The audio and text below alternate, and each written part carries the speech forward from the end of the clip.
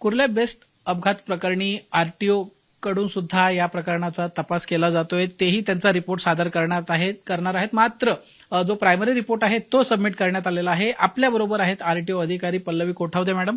Madam, primary report submit करण्यात आलेला आहे. काय नेमकं आहे त्या प्रायमरी रिपोर्टमध्ये?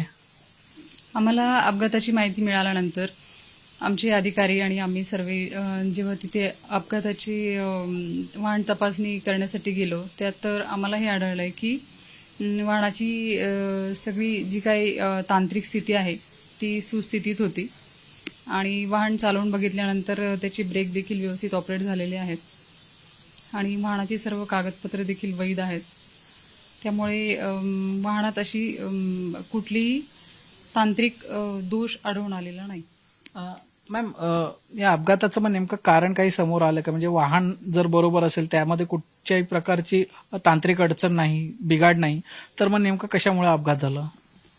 सद्यस्थितीत आम्ही याबद्दल तसं भाष्य करू शकत नाही, कारण अजून आमच्याकडे बेस्टचा देखील रिपोर्ट यायचा बाकी आहे आणि जी बस कंपनी आहे ओलेक्ट्रा म्हणून, त्यांचा देखील डिटेल रिपोर्ट यायचा आहे. ती सर्व एकत्रित केल्यानंतर जो आमचा detail investigation report, accident report तयार होईल, त्यावरूनच जे काय असेल तो निष्कर्षाप्रत जाता येईल.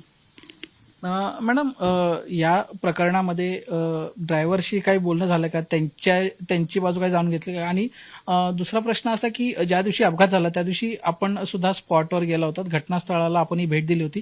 त्यावेळीची परिस्थिती काय होती? त्यावेळी काय पाहिलं नेमकं?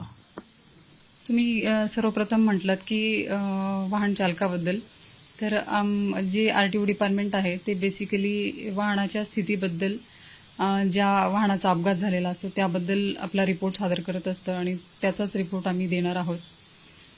जे काही पोलीस डिपार्टमेंट असू दे किंवा काय दुसरे जे डिपार्टमेंट्स असतील, ते वाहन चालकाची जी काय स्थिती आहे किंवा जे पण काय असेल त्याच्याबद्दल ते रिपोर्ट सादर करतील.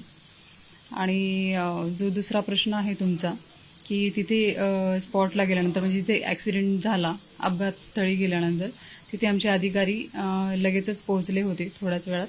आणि दुसऱ्या दिवशी जेव्हा ते वाहन कुर्ला डेपोमध्ये जमा केलेलं असताना त्याचं इन्स्पेक्शन करण्यात आलं.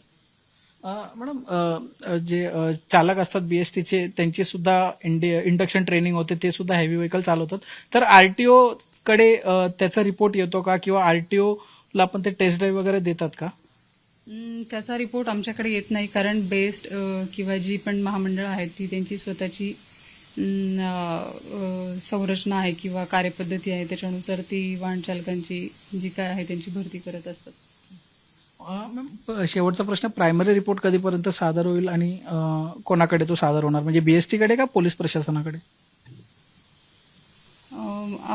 जरा जो फायनल रिपोर्ट आहे तो तयार करायला थोडा वेळ लागेल आणि तो तयार केल्यानंतर आम्ही आमच्या वरिष्ठ कार्यालयास तो सादर करू. निश्चितच. तर प्रायमरी रिपोर्ट फायनल रिपोर्ट तयार होण्यासाठी थोडासा वेळ जाईल आणि त्या रिपोर्टमध्ये नेमकं स्पष्ट होईल का अपघात झाला कशामुळे. कारण आतापर्यंतच्या तपासामध्ये गाडीमध्ये कुठच्याही प्रकारचा तांत्रिक बिघाड नाही हे निष्पन्न झालेलं आहे. त्यामुळे हा अपघात झाला कसा आणि का, हा सगळ्यात मोठा आणि महत्वाचा प्रश्न असणार आहे.